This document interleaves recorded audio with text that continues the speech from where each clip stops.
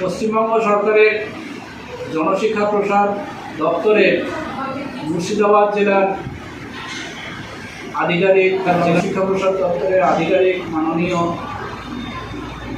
অমিত সাহা মহাশয়ের নির্দেশ অনুযায়ী আজ 16 জুলাই 2024 গোটা মুর্শিদাবাদ জেলা জুড়ে আমাদের চলছে অরণ্য সপ্তাহ।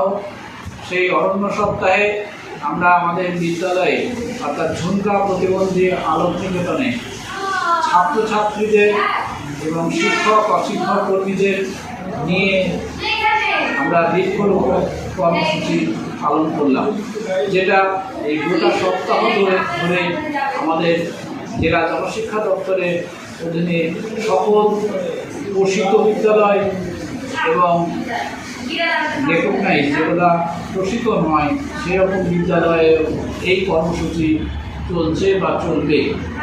সেই লক্ষ্যকে সামনে রেখে আমরা আজকে বিদ্যালয়ে কিছু বৃক্ষরোপণ করলাম, যার মধ্যে অন্যতম পেয়ারা, জামরুল, আম, কলা, সজনে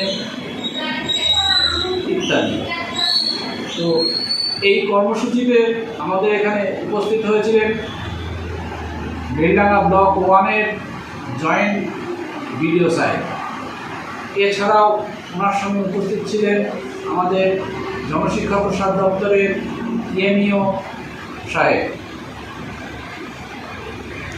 উক্ত বৃক্ষরোপণ কর্মসূচি আমরা সকল ছাত্রছাত্রী এবং শিক্ষক শিক্ষিকা মিলে আনন্দের সঙ্গে পালন করলাম।